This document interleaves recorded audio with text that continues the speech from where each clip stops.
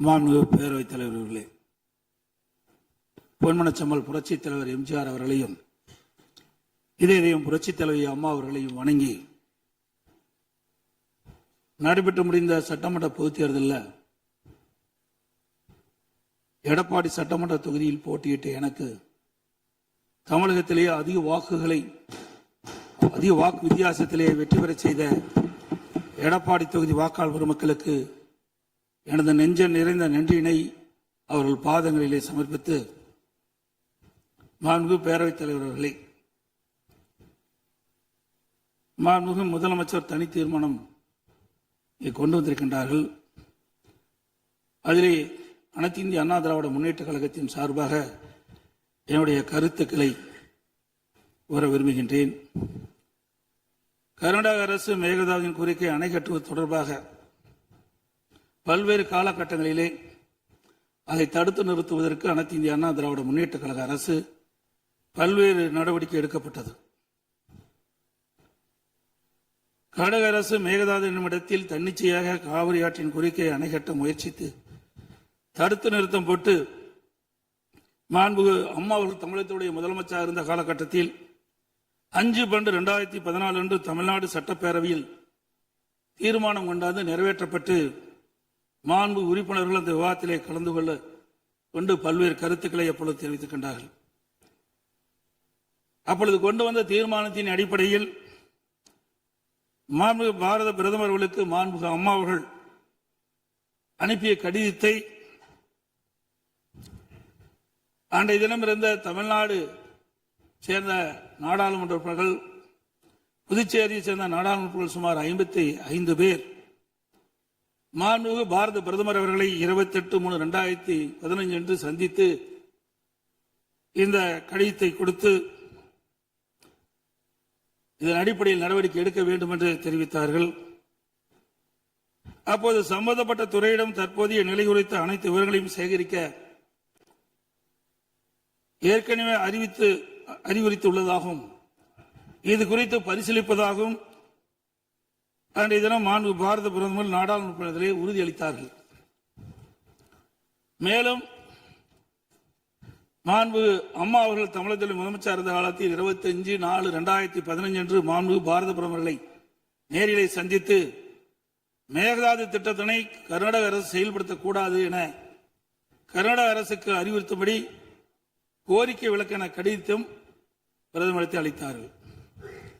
மாண்புமிகு அம்மா அவர்கள் முதலமைச்சர் இருந்த காலத்தில் மாண்புமிகு பாரத பிரதமரிடம் 7/8/2015 மற்றும் 14/6/2016 ஆகிய நாட்களில் நேரில் சந்தித்து மேகதாது திட்டத்தினை கர்நாடக அரசு செயல்படுத்த அனுமதிக்க கூடாது என்று வலியுறுத்தினார்கள்.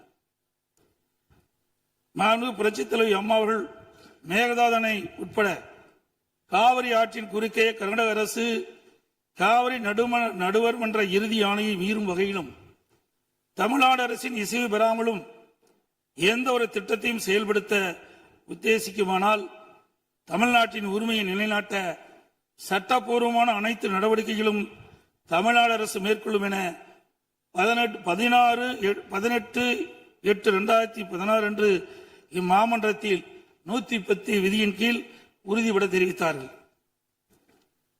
இதற்கிடையில் மாநில அரசுகள் தாக்கல் செய்த சிவில் வழக்குகள் விசாரணைக்கு உகந்ததா என்பது பற்றி உச்சநீதிமன்றத்தில் சம்பந்தப்பட்ட மாநிலங்கள் மத்திய அரசுடன் வாதிட்டன. 9/12/2016 அன்று உச்சநீதிமன்றம் அளித்த ஆணையில் இம்மனுக்கள் உச்சநீதிமன்றத்தின் விசாரணைக்கு உகந்தவை என தீர்ப்பளித்து அதன் பின்னர் ஜூலை 2017 முதல் செப்டம்பர் 2017 வரை இறுதிக்கட்ட வாதங்கள் உச்சநீதிமன்றத்தில் நடைபெற்றன. இதில் கர்நாடக அரசு 9 நாட்களும், கேரள அரசு 2 நாட்களும், தமிழ்நாடு அரசு 13 நாட்களும், புதுச்சேரி மற்றும் மத்திய அரசு தலா 1 நாட்களும் தங்கள் வாதங்களில் நீதிமன்றத்தில் எடுத்து வைத்தன. அனைத்து தரப்பு வாதங்களையும் கேட்டிருந்த உச்சநீதிமன்றம் 16/2/2018 அன்று தனது தீர்ப்பினை வழங்கியது. இத்தீர்ப்பின் முக்கிய அம்சங்கள் பின்வருமாறு: பன்மாநில நதிகள் தேசிய சொத்து, எந்த ஒரு மாநிலம் தனி உரிமை கோர இயலாது என்று நவம்பர் 1991 ஆண்டிய உச்சநீதிமன்றத்தின் கருத்து இத்தீர்ப்பில் மீண்டும் உறுதி செய்யப்பட்டுள்ளது. 1892 மற்றும் 1924 ஆண்டிய ஒப்பந்தங்கள் செல்லத்தக்கதல்ல என்ற கர்நாடகின் வாதம் ஏற்றுக்கொள்ளப்படவில்லை. கர்நாடக அரசு தமிழ்நாட்டின் பாசன பரப்பான 24.708 லட்சம் ஏக்கர் என்பதை 21 லட்சம் ஏக்கர் என குறைக்க வேண்டும் என நடுவர் மன்றத்தின் முன் வாதிட்டது. இதனை காவிரி நடுவர் மன்றம் ஏற்றுக்கொள்ளாமல் தமிழ்நாட்டின் பாசன பரப்பு 24.708 லட்சம் ஏக்கர் என அதன் இறுதி தீர்ப்பில் குறிப்பிட்டுள்ளது. இதனை உச்சநீதிமன்றம் ஏற்றுக்கொண்டுள்ளது. உச்சநீதிமன்றம் தற்போது பிறப்பித்த ஆணைக்கு பாதகம் ஏதும் இல்லாமல் காவிரி நடுவர் மன்ற இறுதி ஆணைப்படி மாதாந்திர அடிப்படையில் 15 ஆண்டுகளுக்கு தமிழ்நாட்டிற்கு நீர் வழங்கப்பட வேண்டும் என்பது உறுதிப்படுத்தப்பட்டுள்ளது. உச்சநீதிமன்றம் அனைத்து மாநில வாதங்களை முழுமையாக கேட்டிருந்த பின்னர் கீழ்ப்படுகை மாநிலங்களின் ஒப்புதல் இல்லாமல் மேல்படுகை மாநிலங்களில் எவ்வித கட்டுமான பணிகளும் மேற்கொள்ளக்கூடாது என தெளிவான தீர்ப்பை வழங்கியுள்ளது. மேகதாது திட்டத்தை செயல்படுத்தக்கூடாது என்ற நமது நிலைப்பாட்டை உச்சநீதிமன்ற தீர்ப்புக்கு முன்னரும் பின்னரும் 25/2/2017, 27/2/2017, 4/9/2018, 8/10/2018 மற்றும் 2/11/2018 ஆகிய நாட்களில் நான் முதலமைச்சர் இருந்த காலத்தில் மாண்பு பிரதமர் அவர்களுக்கு கடிதங்கள் மூலமாகவும் நேரடியாகவும் சந்தித்து அணை கட்டுவதற்கான அனுமதியை மத்திய அரசு வழங்கக்கூடாது என்று தொடர்ந்து வலியுறுத்தி கேட்டுக் கொள்ளப்பட்டது.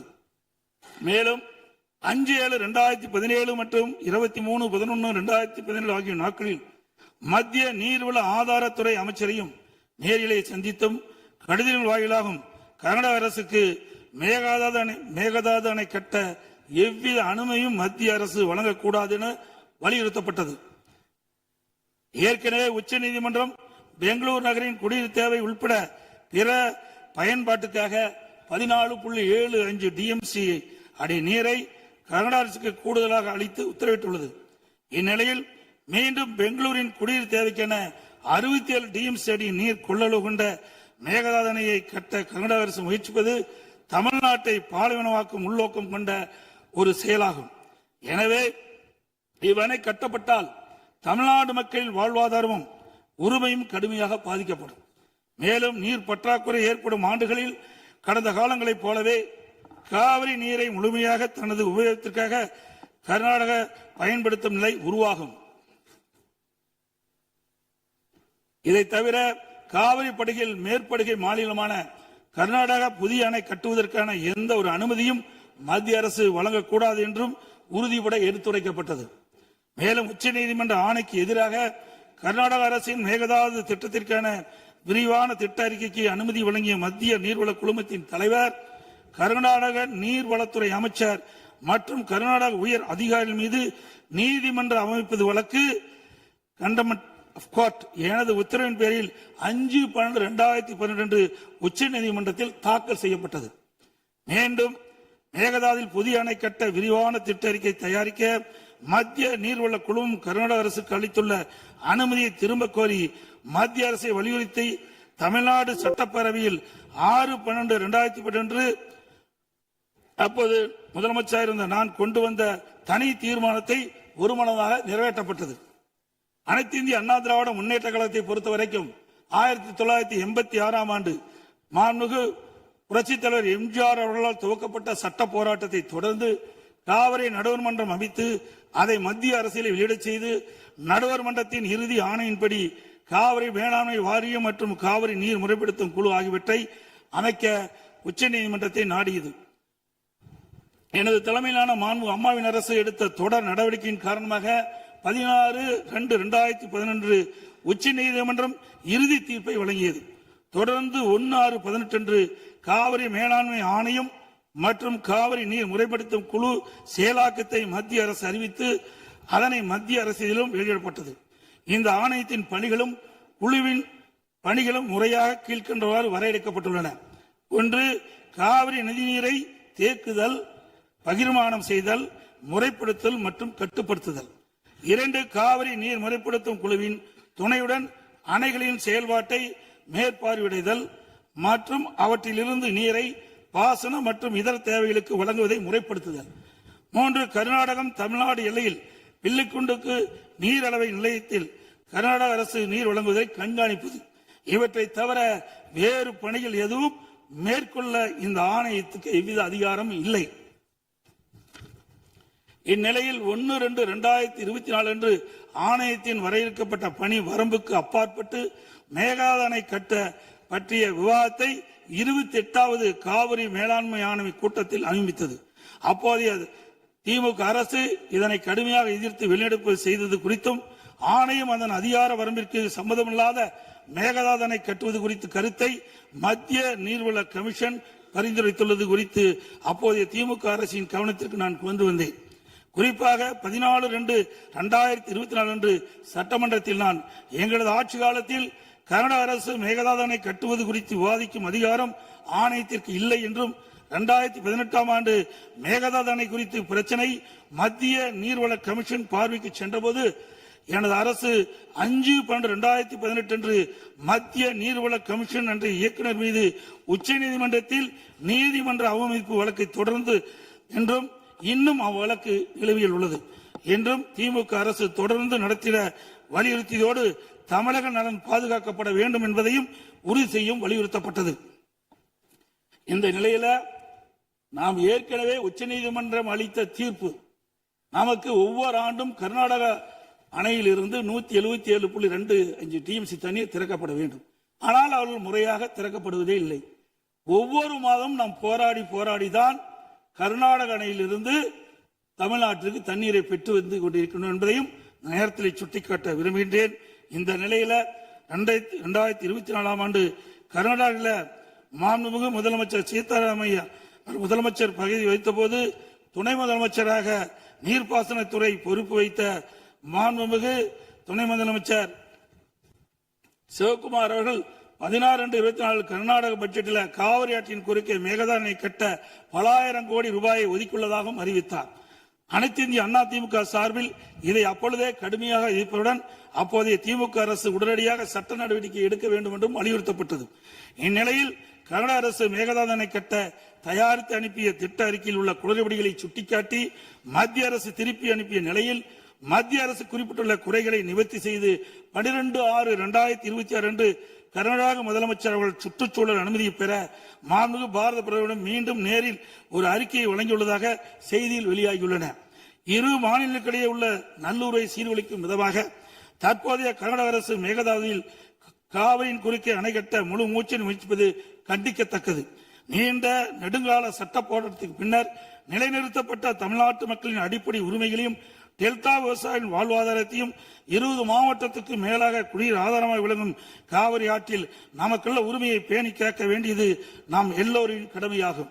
கர்நாடக அரசு காவிரி நடுவர்மன்றம் 5/2/2007 அன்று அளித்த இறுதி தீர்ப்பை மதிக்காமலும் 16/2/2018 அன்று உச்சநீதிமன்றம் அளித்த இறுதி தீர்ப்பை மதிக்காமலும் தன்னிச்சையாக மேகதாதுவில் அணை கட்ட நிதி ஒதுக்கீடு செய்ததும் திருத்திய தொழில்நுட்ப திட்ட அறிக்கை மீண்டும் இம்மாதம் மத்திய அரசிடம் சமர்ப்பது கண்டிக்கத்தக்கது அனைத்து இந்திய என்பதை இந்த நேரத்தில் தெரிவித்து அனைத்து இந்திய அண்ணா திராவிட முன்னேற்ற கழகத்தின் சார்பாக மாண்பு முதலமைச்சர் அவர்கள் கொண்டு வந்த அரசின் தனி தீர்மானத்தை ஒருமனாக ஆதரிக்கின்றோம். மாண்புமிகு எதிர்க்கட்சி தலைவர் அவர்கள்.